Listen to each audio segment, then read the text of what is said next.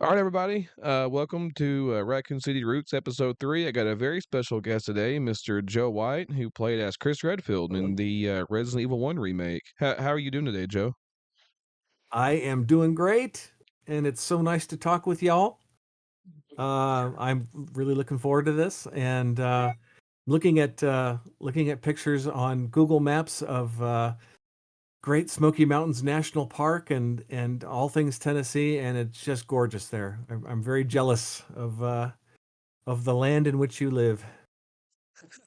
Yeah, well, it's pretty. I wish I don't know. I kind of wish I lived there, but that's such a big place. Oh man, I don't even want to know what it'd be like to try to get to work.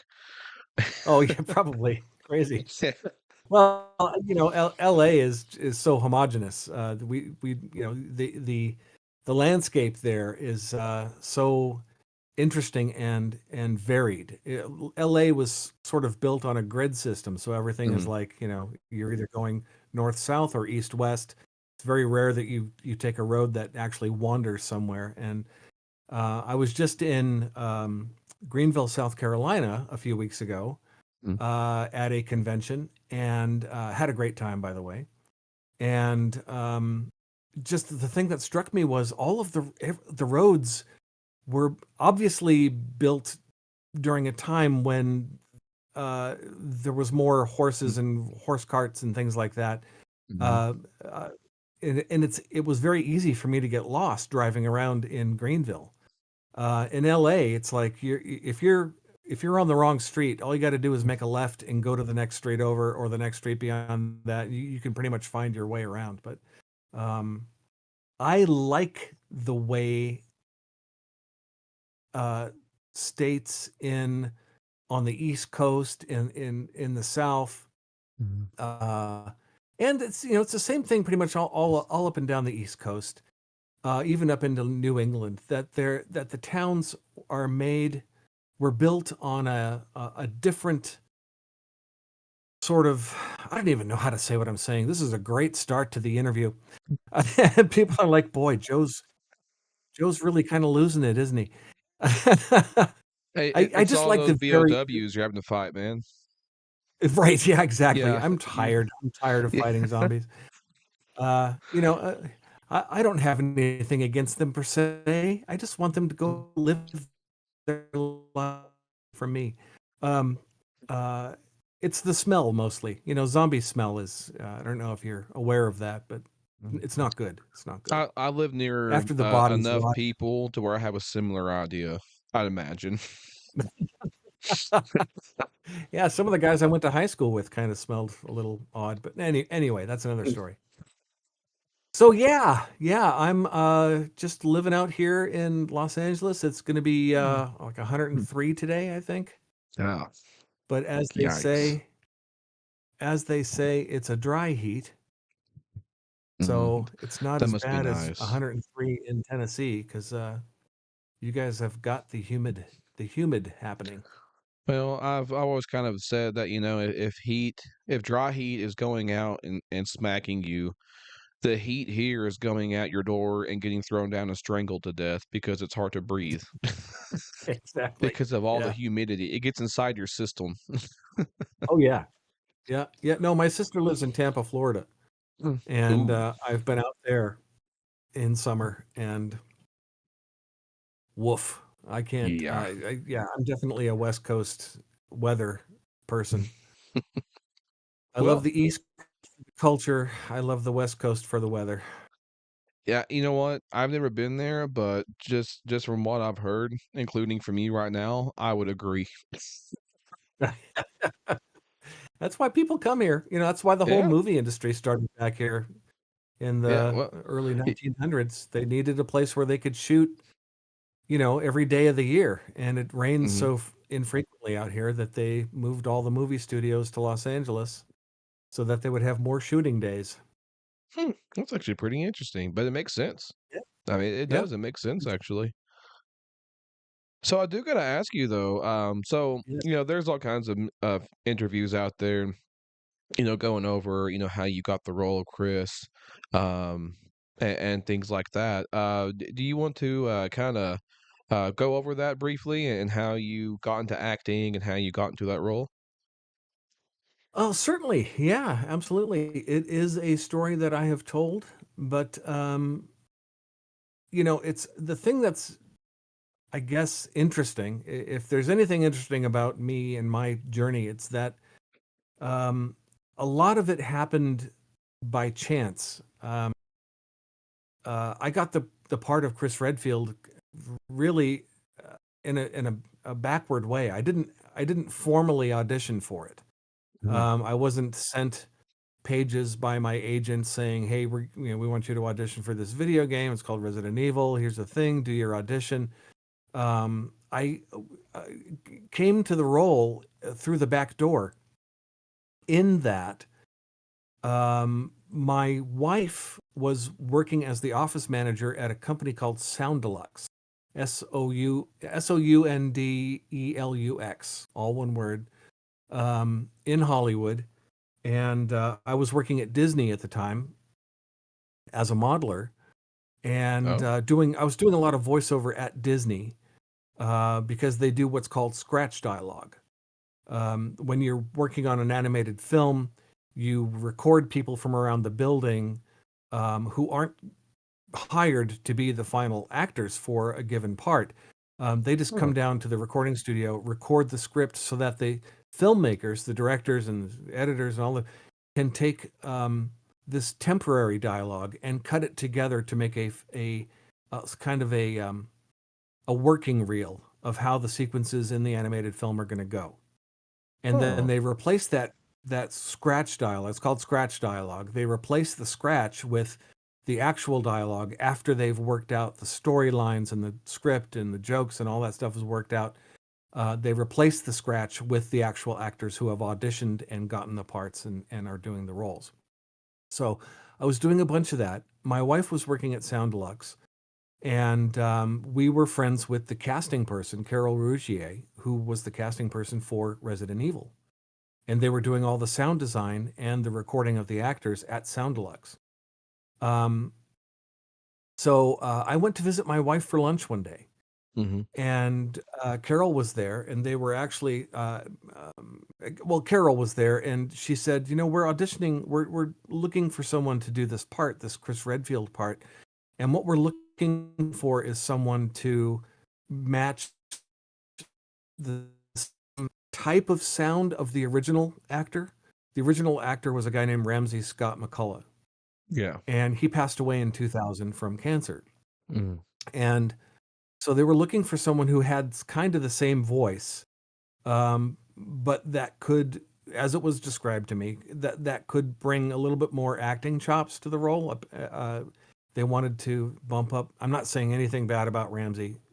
I from all accounts, he was a great guy. And if you excuse me, if you look at his IMDb page, he actually had done quite a lot of stuff. Yeah. Anyway, they were looking for someone who had the same timbre of voice. And she said, "Would you like to jump in the booth and give it a shot?" So I said, "Sure, yeah." I've. She said, I know you've been doing a lot of voiceover over at Disney, and that you've got some chops in the booth. So if you'd like to try it, go ahead." So I did. I jumped in, and they played back some of his dialogue for me, and I was able to match it really closely. And they said, "Great, would you like to do this part?" And I went, "Sure, yeah, what is it?" And they said, "It's for this thing called Resident Evil. It's a video game." And I had never heard of it because I wasn't a gamer at that point. Mhm. Um, I had played a lot of the old, like Zork games, the Activision text-based, not really video Uh, games. They were yeah. they were games, but there were no graphics to them. Mm. Um, and so I was like, sure, I would love to do this thing. Had no idea that Resident Evil was going to become this titanic juggernaut of a franchise because it really hadn't happened yet. Yeah. Exactly. And so I booked the gig. I think we recorded 4 days to get all the dialogue in, and then we did one extra day of what they call impact sounds and like running and breathing and They save all that stuff for the end of the recording session because they don't want your voice to get all blown out during the dialogue part. Yeah. But so during the impact sounds, you're doing 5 different levels of being punched in the face. So the first one's like, each one gets progressively harder. Yeah. So they have a range of sounds that they can pull from for various parts of the game. And then you do running, like, you just have to do all the sounds. Well, So yeah, and that was it. And then I kind of forgot about it for over a year. I think it took about like a year and a half from the time I did the dialogue to the time the game came out. And after I played the game in 2002, I went out and bought a GameCube and bought the game and started playing it and just fell in love and became, now I'm an avid gamer. I try to play everything that comes out, and um, I've beaten Village on every level multiple times. yeah. Well, have you played it in VR? No, no, I haven't, and not in VR. I've played 4. I have the Oculus version of Yes. Resident Evil 4. It's Oh yeah. awesome. It Oh, it is so much is. fun. And the remake for in VR is insane. It Yes. is Yeah. having that knife It's fight with it's Krauser in fantastic. VR. Oh my God. I have to put on adult diapers before I play that game because it gets visceral. I'm kidding. It doesn't really. I'm not Well, that old. I will tell you this. I don't really get scared easily at all, but one night I think I had a little bit to drink. I can't remember. And I was playing Village in VR and it got to the baby part. Yeah. And let Yes. me tell you something, that in VR is on a whole other level of terrifying. It Yeah, was that baby oh is so man. creepy. Yeah, especially after you had a little bit to drink and you're tired. It's not a good Yeah, combination. right, right. So I But really enjoyed the whole House Beneviento segment of that game. I really yeah. enjoyed because I love the Italian giallo horror films of the 70s and stuff. I love that genre, and it's so that is the vibe that House Beneviento is supposed to have. Well, it is And I pretty think they did cool. a great job.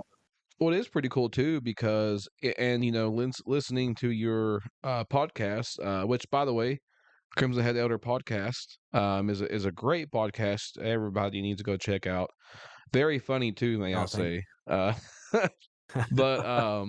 But I do know that Resident Evil 4 is your favorite game, right? Oh yeah, yeah, yeah. I Yeah. would say, I just feel like it's the game where they kind of really found their footing, and the graphics were amazing, the story was great. There's is it flawed? Yes, every game has its flaws and its good points, and but 4 seems to be to me the if you were if someone was to say to me, I don't know anything about the entire Resident Evil franchise. What game best represents the vibe of this entire canon of films? I would say 4. I I have would to say agree that's the with one that that brings it all actually. together. Yeah, I never really thought about that. Um, But yeah, completely correct. Because what I was you going to know, say is like what's really interesting about 8 is well, obviously, there's a lot of influence from Resident Evil 4 throughout that game. But the in Haspin and Viento, the little dolls was pretty cool because that was supposed to be in the original version of Resident Evil 4. And so I thought that was pretty oh, no cool how kidding. they kind of brought that back in a very interesting way actually. Yeah. Wow, I did not know that.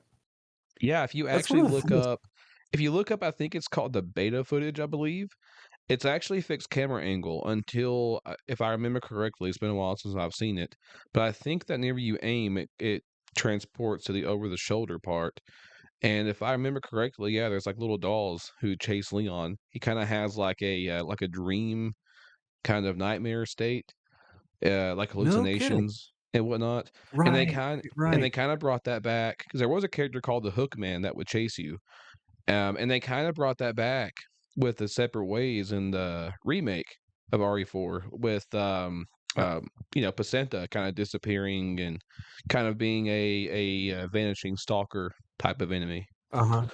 Right, right. Yeah. So cool. Yeah. Love it. Well, One of the things I love about doing these interviews is I always learn stuff about the games. And it's you guys are also knowledgeable about everything and all of the side notes about the franchise. well, it's really interesting with that game too because I'm actually a mod for Louis Serra in the RE4 remake, and I've Oh, talked no to the kidding. act, yeah, and I've talked to the actor several times. Sometimes we just casually say, "Hey, how you doing?" But Oh, tell him I said hello. oh, I will. What's Yeah, his his name? name Andre Pina. He actually has a Twitch channel called RU Apt APT TV, um, and he's pretty I cool. will. And he actually talked a lot about how um they reuse a lot of the actors for certain enemies. Like there's an actor called Marcio Moreno. He played as Salazar, but he also Oh played yeah. as Placenta. He played as the Ganados. He played as almost anything. I wouldn't be surprised if the guy played as the Crows at this point. Um, but Andre, and if you see interviews like on the Residents of Evil and whatnot, I remember him, and he told me this as well. Um, there's some scenes where like there's a body laying in the background or whatever, and that's actually him, or that's actually Nick Apostolides who played as Leon. So they kind of, Oh I think no it's kidding. pretty, yeah. So I think it's pretty interesting if you go back with that inside knowledge, and you're like, oh hey, there's Salazar over there next to Salazar, while you're also fighting like three Salazars. That's so cool. Yeah. Which there is something I'm curious about. So back then, when they were producing Resident Evil 1 remake, um, Uh-huh. if I'm correct, there was no mocap, right? It was all just voice On which game? On my on game? your game. Yeah, yeah, your game. Yeah, there was no mocap. No mocap. And in fact, when I did the part, they had already done the animation on Chris Mhm, for some of the action sequences. So like Plant 42, mhm. um, are you familiar with that section of the game? There's Oh that yeah, yeah. And if big you get like plant grabbed and you have to go in the play as Rebecca. room. Yeah. So the animation was already done for that. So I basically they set up a video monitor and they played that sequence back for me, and I had to time my hit sounds, my impact sounds to the video. So I'm Oh watching wow. this video, and Chris is getting thrown around the room, and I'm going ah, ah, ah, oh, oof." That was a really fun scene to shoot. Let me tell you. How do they sync up like your voice with Chris's mouth? Like did they already have that animated and you kind of had to time your voice work similar to that, or I think like they how do did they the do that? I think they did the lip sync after we did the recordings. I'm pretty certain of that. Oh, okay. Normally in an animated film, you do the voice recording first, and then the animators animate to your voice recording, and that's how you Mhm. get the timing and especially the facial animation, Yeah, the lip which sync. which back then, things weren't as advanced as they are today. I mean, honestly, a lot of those games, their lips didn't even move, during that time. But Right. Well, that was that game in particular really changed things up. I mean, it's a beautiful game. Like I was actually playing it a few days ago, as Chris actually, yeah. Oh, and my wife, she was like, "Man, this is just so beautiful. All the lightning, coming through the windows." And I was like, "Yeah, and when would you suspect this game was made?" She's like, "I don't know, 2010-ish." And I'm like, "No, that's 2002. That's an old, yeah. that's an older game, but man, it's gorgeous. It's beautiful." And what I love about it is a lot of people want to play as Jill, and I will say Jill does have a lot of very interesting aspects, obviously, very being the biggest example. And it is easier to play, but what I like about it is, I've pretty much mastered Jill. I mean, I can run through that game now within a couple hours, at most 3. Right. But what I like about Chris, and I don't think people really talk about this much. Yes, Chris's campaign is harder, but I like it because it's harder. You're not sitting there just running around knowing exactly where to go, what to do. You really have to go and backtrack and find those small keys. Right. You really have to really, really manage your inventory. Yeah. Yes, you do. Yeah, it's very challenging. Mm. And Yeah. it's so satisfying when you win with that. Uh, you really feel like you've done something. But I was just saying to someone the other day that you were talking about how good it looks Mhm. for that old of a game. Resident Evil Remake was a paradigm shift. I think it was one of, if not the most influential remake at the time, because it Yeah. shifted from that 8-bit video look to what we think of today as a modern video game look with the pre-rendered backgrounds and all that. It brought it into a completely, people hadn't seen that level of quality. You know, maybe a few other games were doing similar stuff, but I just feel like Remake was a portal to the new world of video gaming. It was a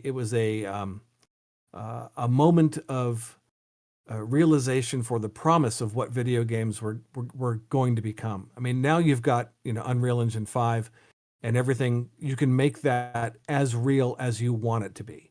Yeah. The challenge now with games, with game engines that are able to recreate reality. I mean, in terms of um, ambiance and lighting and water simulations. I mean, we can, through Unreal Engine 5, you can make something look as real as you want it to be. The challenge then becomes how to art direct that reality to look like something other than reality. If you want a game to have a fantasy edge to it, or some kind of a something other than photoreal, you have to learn how to manipulate the Mhm. tools that are in those game engines, RE engine and Unreal Engine 5, and just all the games that are coming out now with this look. You have to understand how the software works so that you can art direct it. You can take it someplace that looks real but has an an art directed edge to it. Do you know what I'm trying to say? Oh, yeah, yeah, Um, exactly, for if you sure. have a, you know, that then I is what I feel becomes the challenge. And RE Remake was at the forefront of that. It changed everything. Yeah, and what I found very interesting about that game is just, man, it's just the environment. And I don't get me wrong, I like being immersed in video games or movies, but just to be honest, and I'm sure you can probably understand too, just being a busy adult, it's kind of hard sometimes just to get into the mood of things because you're busy, or you've had a Sure. long day and whatever. But I will say that game, it's strange because it's kind of therapeutic in the sense to where, like, sometimes it puts me to sleep because of just, like, the thunder, the kinda chill environment, but at the same time, that's honestly, if I can really remember correctly, that's the only video game that really actually, you know, puts me into the feel of it. I mean, that's a game that I actually want to reserve for cloudy days, or even Nice. better, rainy days. Most games I just put it on and play it, and I do this one as well. But this one really does immerse you if you have the right environment, or even with the lights off. I You know. Now let me ask you this. Would you, as someone who has that experience and Mhm. someone who has that passion for the game, would you want to see Capcom do an Unreal Engine 5 remake of Remake? Well, Yes, I'm the type to where I do feel like that there are some things that, they could explore, some things that they could tweak as far as Sure. story goes. Like, one of the biggest one is, to me, unless I missed something over all these years, Barry Burton, as we know, was kind of being forced to help Wesker out, but Right. which Yep. maybe I'm thinking too dark here, but that they could even do something to where, like, okay, for example, what if you see the body camera footage of a fallen comrade, but you see Barry like shoot them or something, and you're like, oh my God, Barry just shot that guy. But then later on, it's revealed Yeah. that Wesker had a gun to him and was like, hey, if you don't do this, uh, I have your family tied up right now or something. I mean, he could actually be more Right. menacing. Um, and Yeah. I You do know, he's feel like already do what? no, he's already a tragic figure, but you could push that. You could enhance that even further. Yeah, and but I mean, the thing is, it's very which don't get me wrong, Resident Evil 4 is probably my favorite game too. But I was very skeptical about the remake for a lot of reasons. But Resident Evil 1, I would honestly, I'm a little bit more kind of nervous about because Um, JJ from Residents of Evil actually said this perfectly. They've already captured lightning in a bottle once.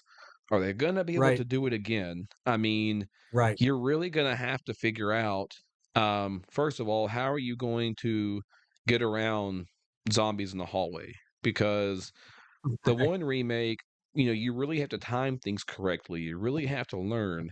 Um, but it's also a slower paced game. So how are you going to incorporate that after you just got done doing an action-packed RE4 remake?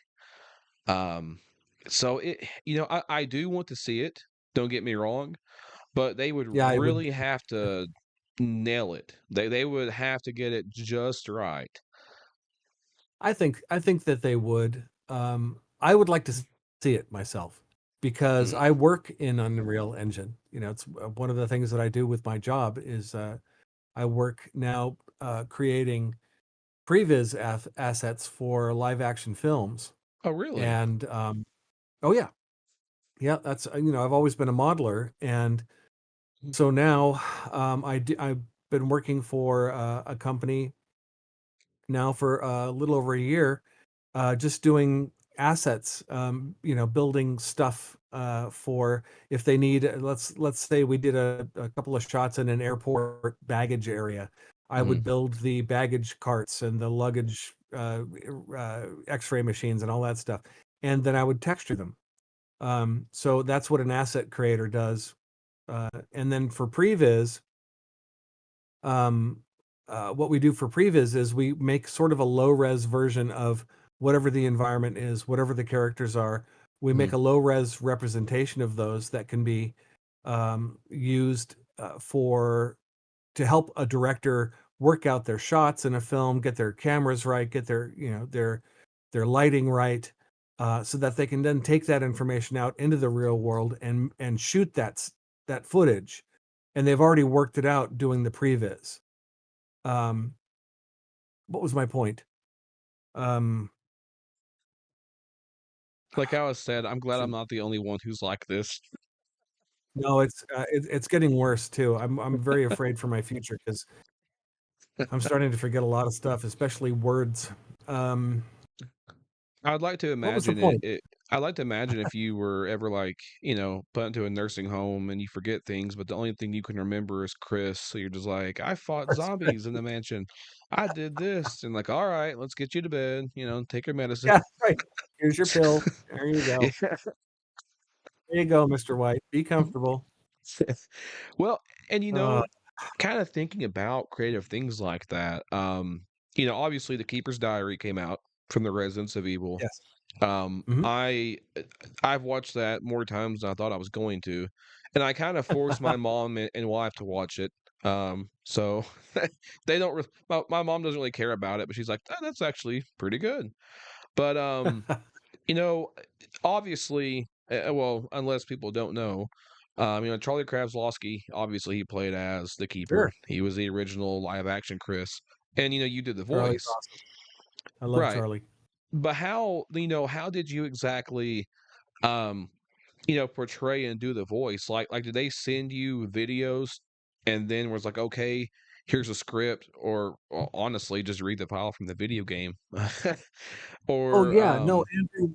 Yeah, Andrew sent me some video, mhm, and then he sent me the script, and we kind of, we worked together online. Actually, I had Pro Tools running here in my office, and we just kind of worked out the dialogue together and mhm. recorded it, and yeah, it worked pretty well. Oh, it did, and, well, let me ask you this, what was your favorite scene, in that film?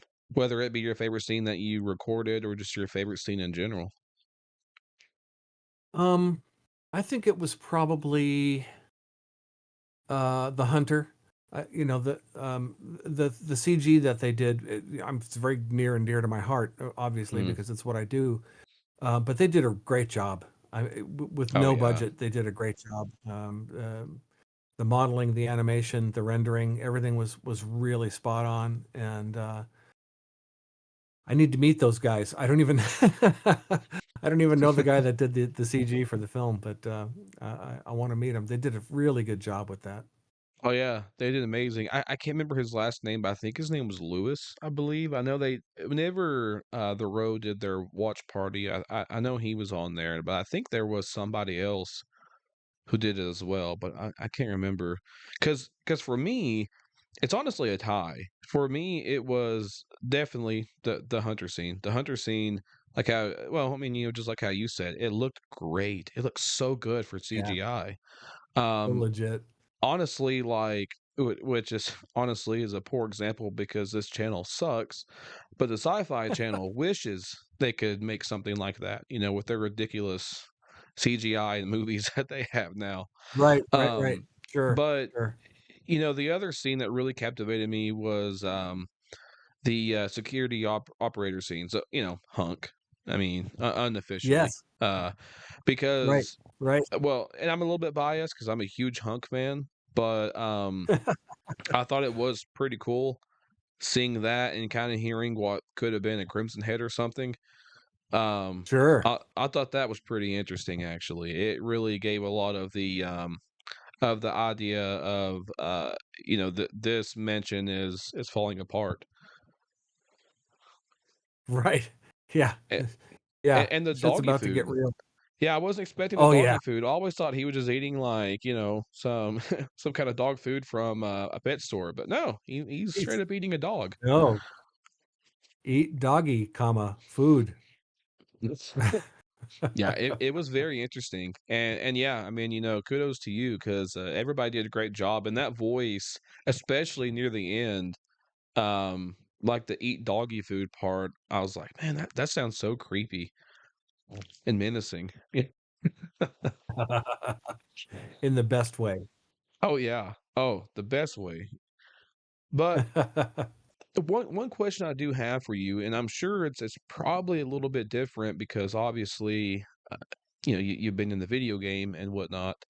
But whenever you think of Resident Evil, what's the first thing that comes to your mind? Do you have any type of like nostalgic feelings or nostalgic thoughts?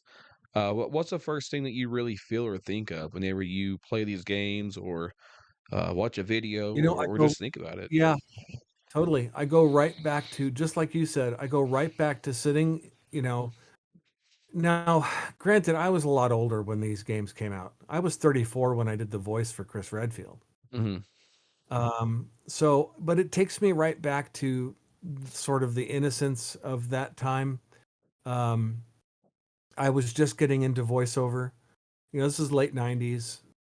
Um, I had just started working at Disney in 96. Actually, I started working for Disney in 94, but I didn't start working as an artist at Disney Animation until 96. When I got, I had been working as an operations coordinator before I became an artist at Disney. I got a job as a temp working at Disney animation, and just like as an operations person. So if a light bulb went out in a desk in an animator's desk, they would call operations. I would call the electricians because it was a union shop, and the electricians would go replace the light bulb. And I did that for a little over a year, um, and I was teaching myself how to be a modeler during that time. Mm. And finally, one day, one of the CG leads came to me and said, "Hey, Joe, we've got an opening for a modeler trainee on Tarzan. Would you like to take the job?" And that was what started my modeling career. And that was 96. I think that was February of 96. But, fast forward a couple of years, it's video games are just starting to sprout. CG movies are, Toy Story had come out. Toy Story 2 was in the works. Shrek had come out. So the CG world was kind of blossoming. It was just all starting to happen. And Yeah. that's what playing the game brings me back to. It brings me back to a kind of an innocent yet aggressive time. People were starting to realize what CG could do for entertainment.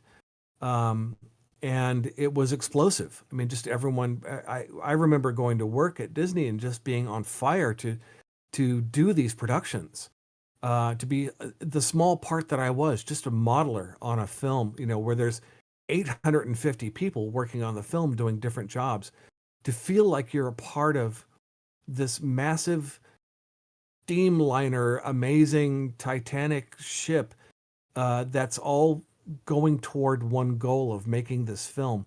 It was an amazing feeling.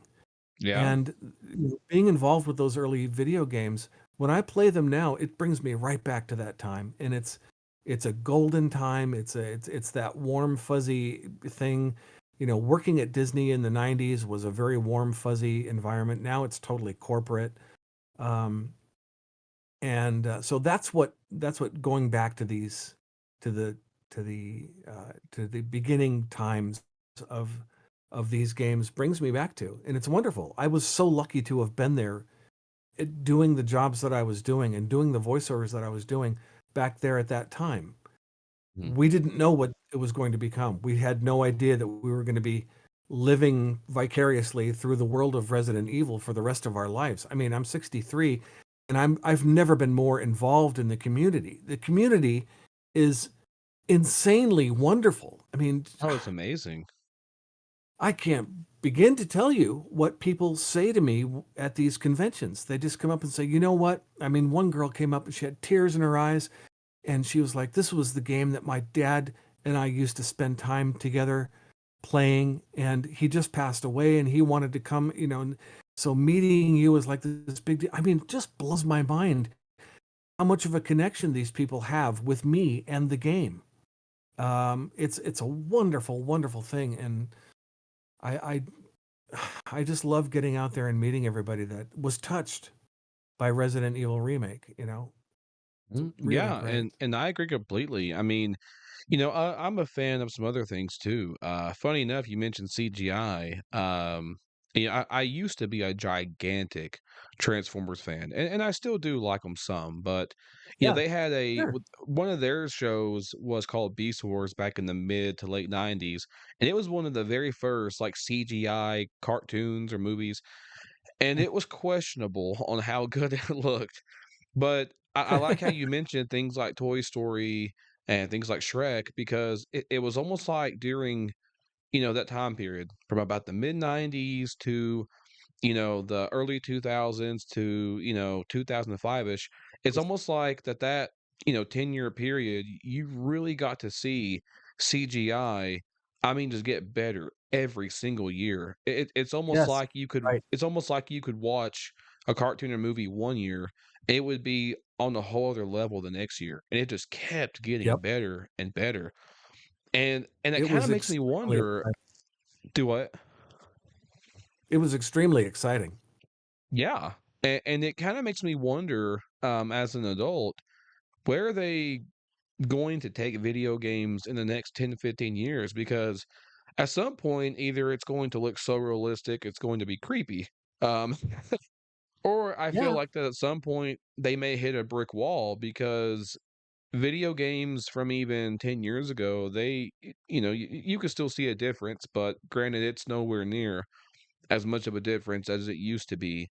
back in the early 2000s. I mean, it just kept getting better and Sure. better. Well, I think the big uh, Mm. wave crest that's happening right now is immersion. Yeah. With VR, with AR, and I think that that is the next logical step for video gaming to go into. Um, I mentioned the fact that they have to deal with what level of reality do we want. Now we can do anything we want. Now we've got Unreal Engine 5. We can have our lighting looks amazing. Our water simulations are off the hook good. Um, we have all this stuff now. We can do that. Now we can stop innovating on how much more real we can get, and what can we do to bring all of that reality that we can create. How do we bring that into something that's not reality? How do we twist that so that it's an interesting environment to be in and it feels real, but it's a fantasy environment. You know what I'm saying? Yeah.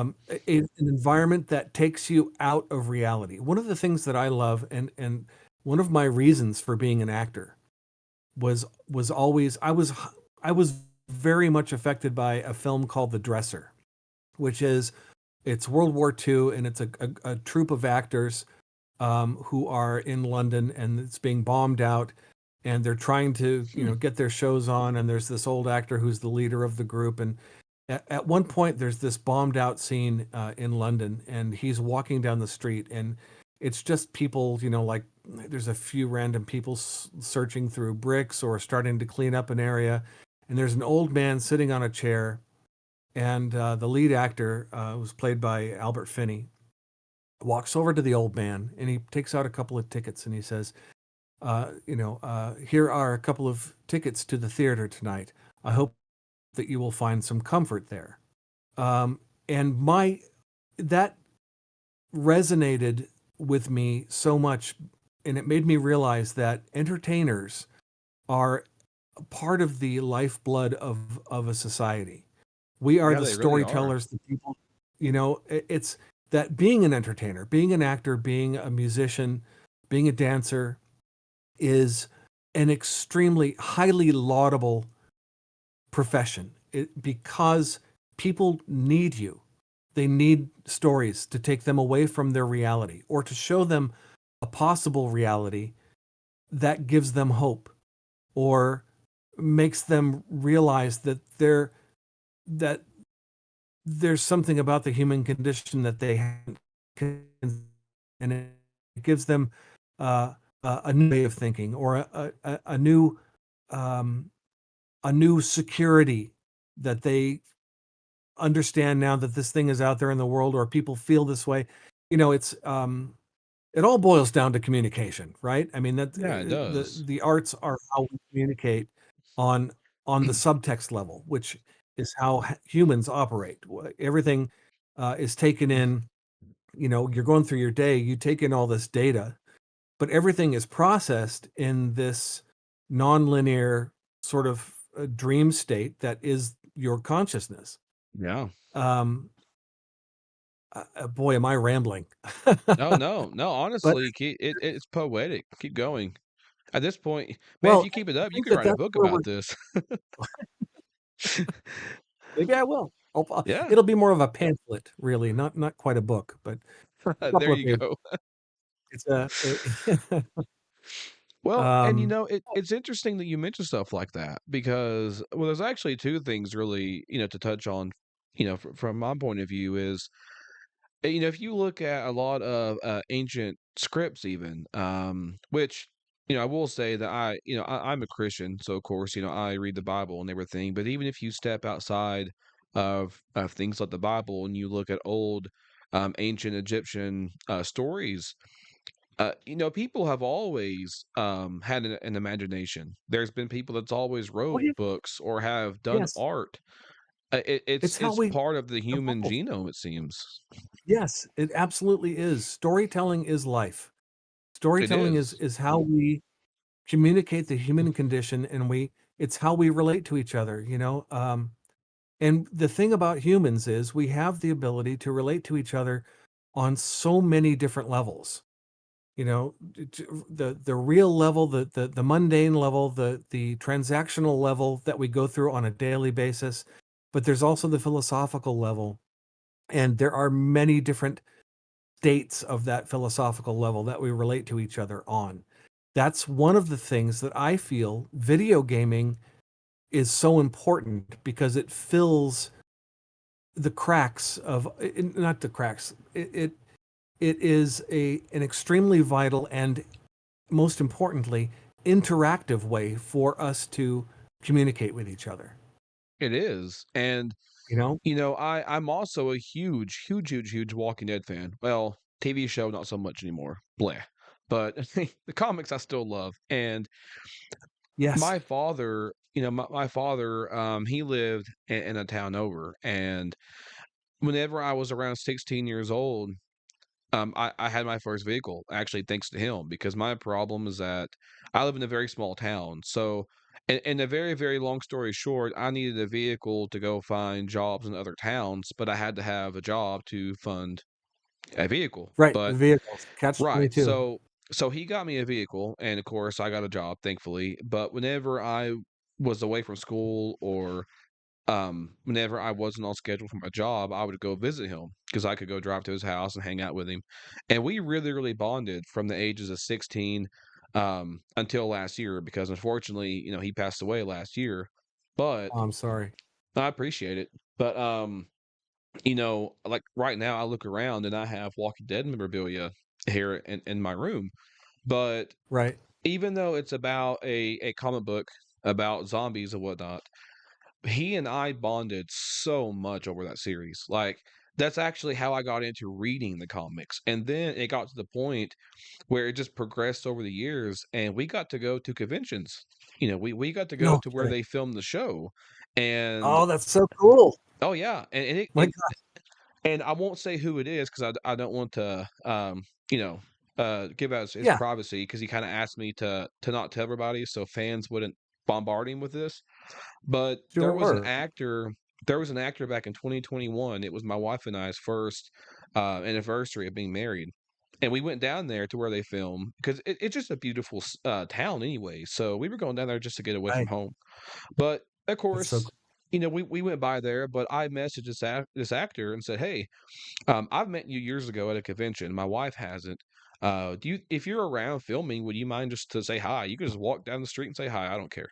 And sure enough, he was kind enough to meet up and have coffee. So Oh, that's it's nice. one of those things to where it kind of trickles. You have a story about something, but it can unite people together, like how it did with my father and I. And then that eventually leads on to doing crazy things like going to conventions or going out and having a coffee with one of the main characters of a huge TV show. And Sure. you make friends. One of my best friends I met over talking about that. And my channel, I have a very small Resident Evil channel right now. It's growing, but it's still small. But here I am. I'm able to talk to you. I'm able to interact Absolutely. with other people, and it's something that I think if you're not really a fan of something, people can kind of not understand what it's like. But whenever you're a part of a really healthy and great fandom, you can really make some good friends out there, and it helps And, you. and I am absolute proof of that because I've made really good friends just going out and doing these conventions. Mhm. I've met people that now that I will be friends with the rest of my life. Exactly. Yeah. And everybody there on the Crimson Head Elder podcast, I mean, you would imagine you guys are best friends for decades because of just how well, you guys like communicate and how much fun you guys have doing that. And it's great. Yeah, I mean, it, absolutely. it really is just a lot of friends sitting down and having a fun conversation. Absolutely. No, I think there's one guy that's really responsible for me being a part of the Resident Evil community on the level that I am, and that's Paul Freshwater. He's the guy who Really. runs the Crimson Head Elder podcast. He's in England. He's in Bristol, England, Mhm. and he's the guy that called me back in 2014, I think it was, I was working at Disney Publishing and I went to lunch one day and I get this phone call as I'm walking to Carl's Jr. to get a burger. And it's Paul, and he's like, hello, Joe. This is Paul Freshwater calling from from England, and I'm wondering if you'd like to come on to my podcast. I love Paul. He knows I do an impersonation of him. He's working on one of me. I can't wait to hear it. He'll get me, I'm sure. But Paul, now over the years, we've done all these podcasts together and planned, all these Zoom calls. I have yet to meet him in person, but because I just haven't had a chance to get over to England. We're hoping to solve that. We're trying to get all of the Resident Evil cast members over to England for some of the conventions there. Yeah. But Paul and I like Paul's like my brother now. He's my relative in England that if I ever do get to go over and do the Bristol convention, I'm going to stay at Paul's house. you know, we're we're just that close.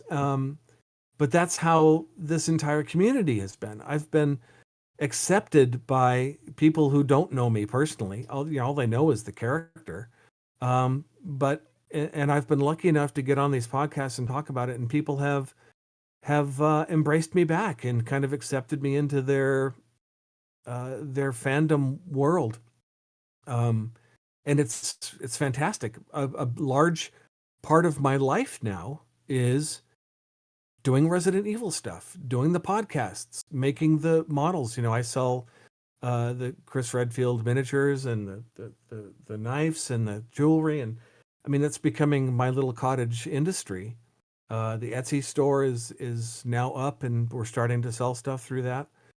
Um, and it's really so Resident Evil now is not just a game that I did 24 years ago, 22 years ago, whatever it is. It's now a huge part of my life, and I love it. I feel like I've found my people, people who want to talk about the same things, people who want to experience the same kind of video game experiences, and so even at my late age, at 63, I'm now experiencing this sort of rebirth into this world, and it's fantastic. Oh, it is. For sure. And I had an old friend of mine in high school, and we really bonded over Resident Evil. He and I, we were like brothers back in the day. Really, we were always Yeah, hanging yeah. out, and it was Outbreak, Dead Aim, and Resident Evil 4. We played God, I don't even know how many times, but it's been one of those franchises that's always stuck with me. I mean, I'm not really a huge gamer. Don't get me wrong, I do play games, but I'm pretty strict on it in the sense to where if there's Uh-huh. a franchise I like, the main one being Resident Evil, sure I'll go out and I'll buy Uh-huh. it, but I'm not out here playing every single new game that comes out. Well, first of all, they're expensive. Second of all, I Yes. don't have time. And lastly, because I just don't know if I'm going to like it as much. And this Yeah. franchise has been with me almost since can really remember what consciousness is. And Right. a lot of my favorite characters, in any kind of franchise ever, has meant a lot to me. That's why I actually got some Resident Evil tattoos on my arm. It's not because it looks Oh, cool, nice. but it's because that's a part of my life. If somebody asks me Right. what that's about, it's not just because it's a cool looking tattoo. It's because it's something that means a lot to me. Um, and Exactly. speaking Exactly. of characters, which I may already know the answer to it, but what's your favorite character in the entire series? Well, let's see. In the entire series, uh,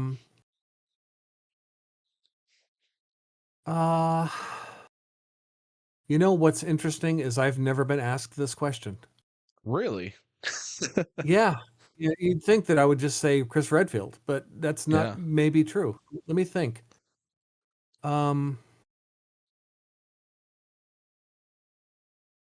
Well, I know you said that four is your favorite games. That's why I was like, I don't know if it's Leon or Chris. I wonder if you're gonna be battling between those two or somebody else. no, maybe Leon. Leon might be my favorite character. You think so? Uh, I don't get me wrong. I love Chris. I mean, but I do feel, um, in terms of if you take collective Chris, if you look at Chris, all of the different Chris's that there have been,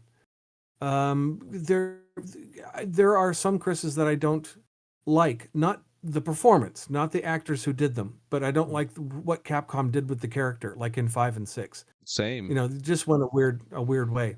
Yeah. So I don't feel like there's an entirely intact through line for Chris's character, but I do feel like there is for Leon, and I think he might be the strongest character in the entire franchise. Him or Jill, I mean, people just Jill is universally beloved for all the right reasons. And to tell you the truth, when I play my game, I prefer to play Jill. Really? uh, yeah, yeah. Um, she's just fun to play. Yeah, and that's what I was saying earlier. I mean, and I'm the same way. I usually play a Jill too, but what I like about the game, and if I'm being honest with you, it's not something I've had an opinion on for a long time. I kind of just formed this opinion a few days ago because I haven't played as Chris in a long time, and I've been playing this Resident Evil 1 remake a lot the last 6 months because I wanted to finally platinum the game. Um, Yeah. but after going back and actually playing as Chris. I didn't quite think about it, but it's pretty nice because it really throws in a monkey wrench in everything that you think you know. Going to go unlock this door, and you're like, oh wait, I can't unlock that door now, or crap, I can't hold all these items. I have to run back to the item room where there's a hunter Right. right around the corner, Yeah. or there's a zombie that's about to turn into a crimson head. And Right. And well, and, I and only have two speaking, bullets, do what? and I only have two bullets and no gasoline left. Exactly. So I hope you're good at dodging. Right. Exactly. Well, speaking of BOWs, what do you think is your favorite BOW or monster or creature or whatever in the series? Oh gosh. Let's see.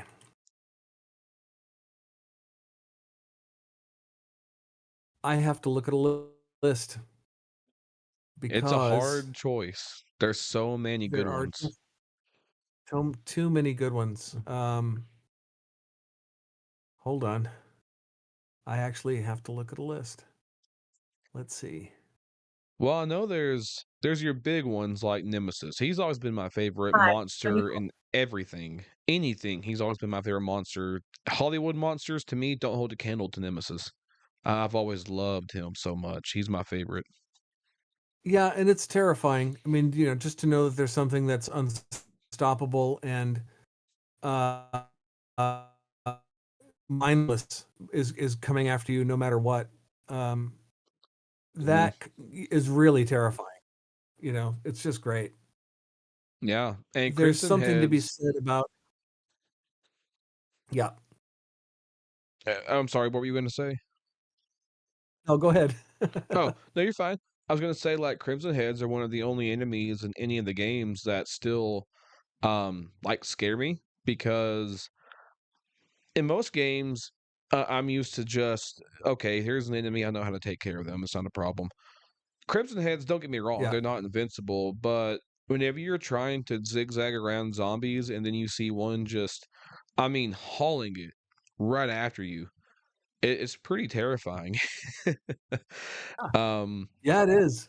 lickers are pretty creepy too, but to me, lickers, they jump, they have tongue attacks, but Crimson Heads, they're just gonna run after you and just claw you to death. Yeah, And, very true. it's And it's a it's a the lot hunters, different. I find,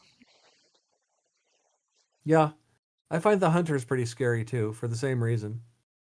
Mhm. Yeah, and if they jump and you're bad on ammo, they're just gonna slice your head off, which is terrifying in Uh, itself. yes. Oh my gosh, I'm looking at this list. Oh, the parasites are kind of creepy. I've always been afraid of something crawling in my ear while I sleep and taking over my brain. So the parasites are kind of creepy. I've actually had that happen Uh, before as a kid, and trust me, it's are you not some serious? Yes, I was, like, 4 or 5 years old, and I was taking a shower, and I remember it some because I got out because I was kinda, slapping my ear, like, not, like, slapping it to hurt myself, but I was, like, trying to kind of, like, see what was going on because it felt weird. And after I got out of Yeah, the shower, my mom and dad, they're like, "Matt, why are you, like, tapping your ear? Like, what are you doing?" And I'm like, "I don't know, like, I just it feels weird over here." And they put peroxide, I think, that or water in my ear, and whenever yeah. I tilted my head back, there was this big giant bug in there. I can't remember what it was, but it was pretty Jeez, terrifying as a kid. I remember it it like is yesterday. terrifying. Oh, jeez. God. It's it's an Uh, experience, I'll tell you that. the tyrants are pretty scary. The tyrant. Oh, you For know, if you want to, my original big scare, when I first started playing the game, the first time I played the game, the thing that scared me the most were the Dobermans that jump through the windows in that big long white hallway. Yes. You're walking down that thing, and all of a sudden they crash through the windows. Oh my God, that scared the bejesus out of me. Yeah, oh, it does. Nemesis still scares me sometimes because in the original game, because that guy, it's not a matter of if he's going to catch up to you. Oh, he's going to He catch up will. to you. I don't care how Yeah. fast you are, he's going to get you. And what scares me about him is that you can get stun locked so easy. I mean, if he picks you up and throws you, that may be it. I don't care how many health items you have.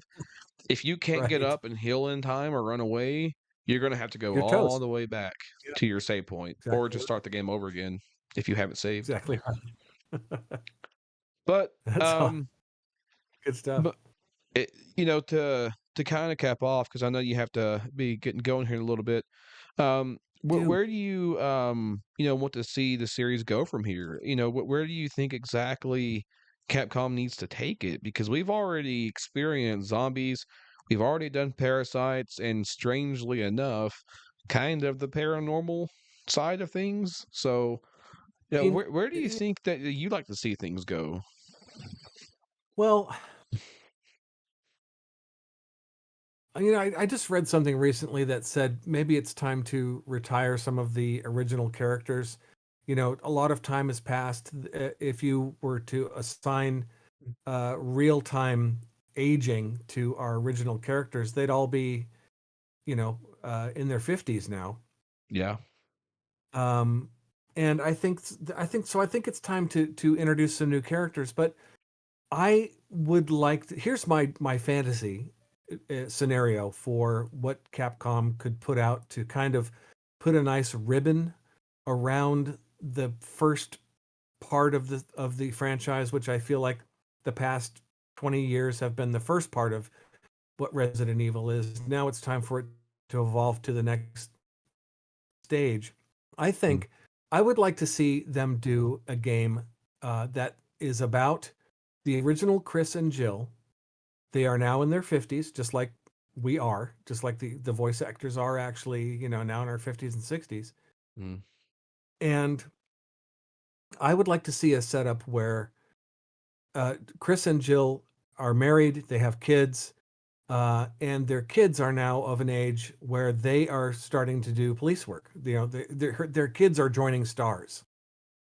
Yeah. Um, and so then they get involved in some, case that they have to solve. They have their own Arklay Mountains, Spencer Mountain, Spencer Manor, Spencer Mansion, sorry, event, and the kids get in trouble, and Chris and Jill have to come out of retirement to save them.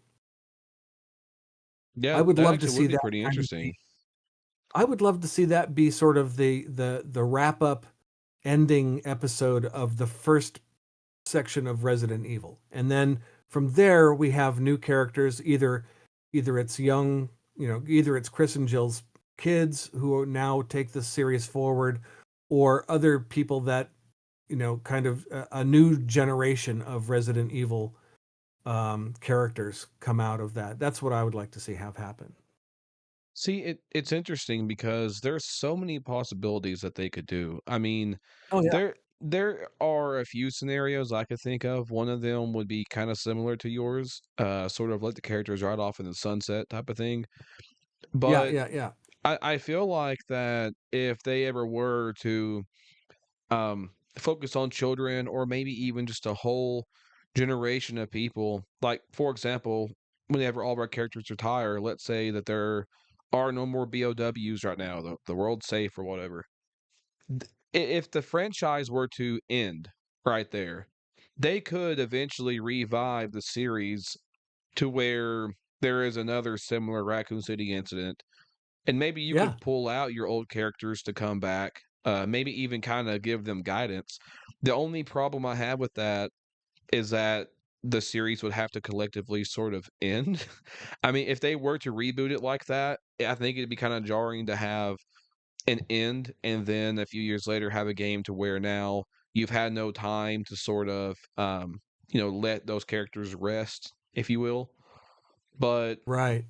the only other thing I could think of would be, and I kind of made a video on this, and it's sort of hard to explain it in words, but I know there was a rumor going around that, which this is a very very loose rumor. I do not believe it at all, but it's an interesting concept to where the world would sort of be destroyed at the end of 9, sort of like how Resident Evil 6 was, but the world actually be destroyed this time. If they were to do that, I don't want to see a zombie apocalypse wasteland story. That's been done Right. so many times, like with The Walking Dead, for example. But if Sure. they were to do that, I feel like that they could come across survivors. Like, for example, Chris is walking around and he comes across some guy fighting off zombies in the store, and maybe that guy could tag along and kind of be an apprentice, if you will, and maybe we could kind of get introduced to our cast or new cast rather by the old cast passing the torch in a sort of apprenticeship guidance Yeah. type of way. Yeah, well, that's kind of my idea with the parents passing it on through an apprenticeship with the kids. The kids Right. are just they're newbies in stars. They're like Leon was when when three started, or no, three or two, Two. uh, two, and so they're new to this whole thing, and they have the guidance of Chris and Jill, who are now in their 50s or 60s, but they have to find their own way, and they understand that. Chris and Jill understand that they have to stay out of the kids' way and not try to tell them too much to do because they need to find their own path. Yeah. But ultimately, the kids do require um, mom and dad to step in and help them out. And I think that that's a way of passing the torch, certainly from one generation to the next. I think, however, you find that bridge. I do kind of feel like, I mean, I want to embrace the franchise forever. I don't want the old characters to fully go away uh, at all ever. They're Hmm. still they're still part of the world. They're still in that universe.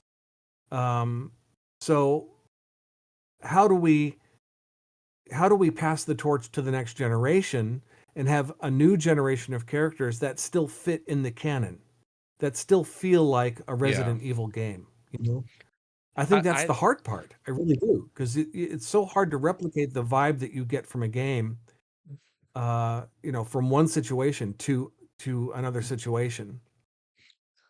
I mean, the only thing I could think of would be if they did something like what you were saying, with their children, and then slowly over time, like in the real world, release 5, 7 games or whatever with that new cast, but over the course of those games, slowly sort of let them go Yeah, a little bit. sure. Because I don't think that's what I was saying about the only problem I had with my idea was that it would feel very jarring if a switch goes off and you go from your old Yeah, you don't cast to want to the do it next all at game. once. Right, exactly. Or Right. if you were just to kind of rush it, they would really need to sit there and actually plan it out. And maybe they're kind of using that retcon idea of all the characters having slow aging or something. Maybe it's because if they live to, Right. let's say, be 90 years old, that still gives them 30 years of content in the real world, even. Sure. Yeah. Yeah, So that's a good point. if Capcom ever reaches their 50th anniversary with Resident Evil, maybe at that time they could, start the retirement I, of the characters. from your mouth to God's ears, may it go on that long. Hey, we can hope. But You know. but real quick though, Joe, before we head off, where can everybody find you at? I know you mentioned an Etsy shop. I know you have Crimson Head Elder, so where can everybody I find you? am. So if you go to crimson-head.com, that is the address for the podcast, and that we do have links there to the Etsy shop. I'm going to click on it right now and go there myself, so I make sure that I'm not lying to you. Crimsonhead.com will give you all of our Facebook, um, all of our calendars, all of our Twitter contacts, all that stuff. Um, and I just want to see where. Oh, we may not have. I'm looking at the website right now. We don't have the links up yet for the Etsy shop, so those will be up probably within a few days. By the time you hear this recording, it will probably be live. Yeah, and I'll And add it in the description below just in case. yeah, and then so on Instagram, I am at Joe Whyte Actor, all one word, White with a Y, JoeWhyteActor. And on X, which of course used to be called Twitter. What do they call it now? So when it was Twitter, you would tweet something. So Yeah. now it's X. What's the verb for X?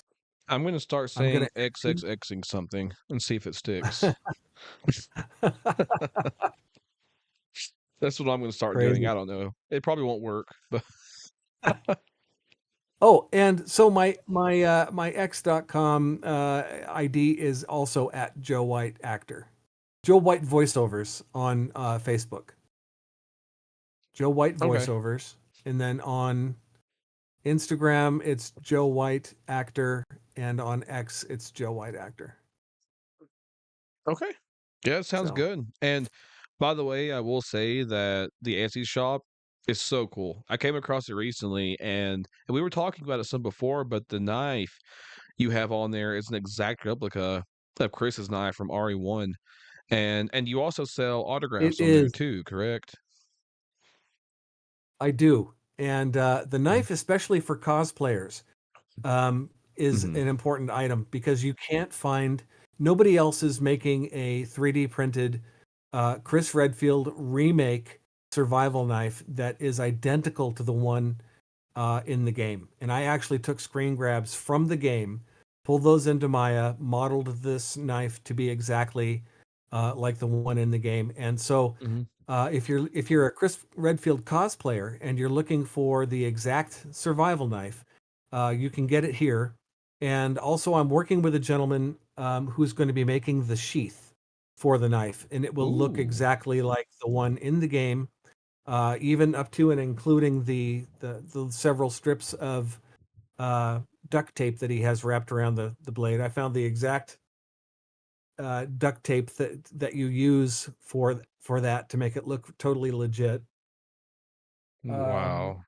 so yeah, so this is going to be a good thing. And also, if anybody out there has ideas for cosplay items that you can't find, um, for any of the characters or any of the if there's any item in Resident Evil that you just can't find out there, that no one else is making, send me a message. And if it's something that I can model in 3D and print out, I can make it for you.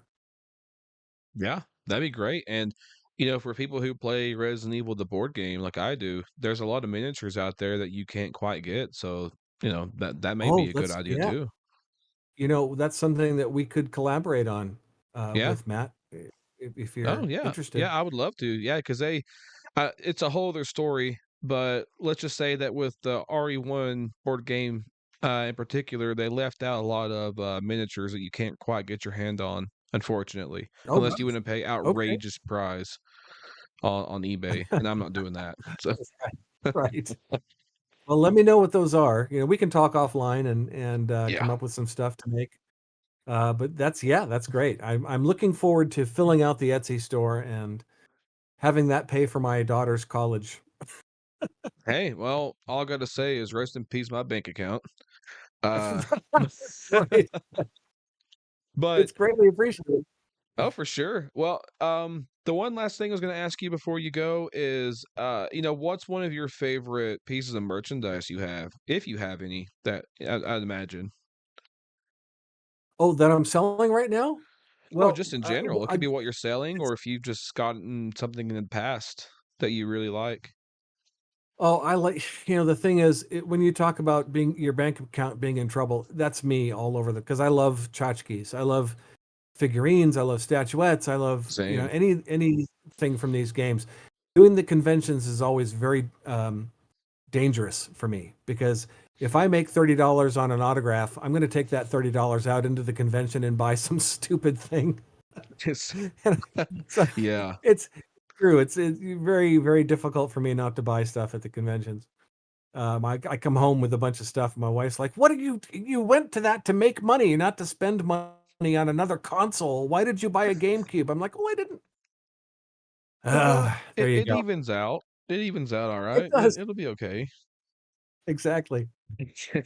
So, I yeah, no, I like it all. I like it all. I think of the stuff that I'm making right now myself, one of my mhm. favorite items is the survival knife earrings. So I took the survival knife model and shrunk it down, and I make earrings, and they're hand painted, and they have blood on the blades, and it looks really cool, blood splatters. And the earrings, actually, I brought 10 of them, 10 sets to the last convention, and sold 7 out of the 10 sold. So they're a Oh, hot item. yeah, I'm Isn't definitely gonna that have to let my wife know about that, and hey, if they're that cool, I may have to go get my ears pierced now. Well, that? Well, but they're in the and we'll talk again. Let's do this again sometime. We'll talk for again soon. sure, for sure. Thank you very much for coming on, Joe. I appreciate it. It's been my pleasure, Matt. Alright, see you. And I just want to say a huge thank you to everybody out there who's listening. I'm so honored to be a part of this community, and thank you guys for letting me play in this particular wonderful sandbox for a while. And hey, hopefully, we can all keep playing it for a while. And hey, if they ever stop, we always got the original games to go back to. Exactly right. Keep playing. For sure, for sure. And hey, you never know. If Capcom ever comes to their senses, maybe we'll get to see you as Chris again someday. I keep trying to start a mail-in campaign to get me back as Chris Redfield in some game, but Well, we'll I see if that I happens. I'm going to say right here, starting today, we're going to make a union, and we need to go with picket signs and start a riot. Oh, fantastic. Yeah, I support that wholeheartedly. yeah. I'm sure Thank that you, my being friend. probably 4 people will come along, but we'll try. Right, yeah, exactly. Yeah. It'll be 2 of us and 2 others. Yeah, one of them probably be my wife, but that don't matter. So My wife doesn't play, so she probably won't join us, but that's okay. We'll find someone else. yeah, We'll get that's Paul true. Freshwater from England, and Paul will walk with us. All right, my Yeah, friend, take care. Thanks again, and thank you to everybody out there, and, yeah, yeah, for sure. And thank you very much for coming on, Joe. And yeah, maybe we can do this again someday, bud. we certainly will. All right, you have a good day, All right, Joe. take care. Bye-bye.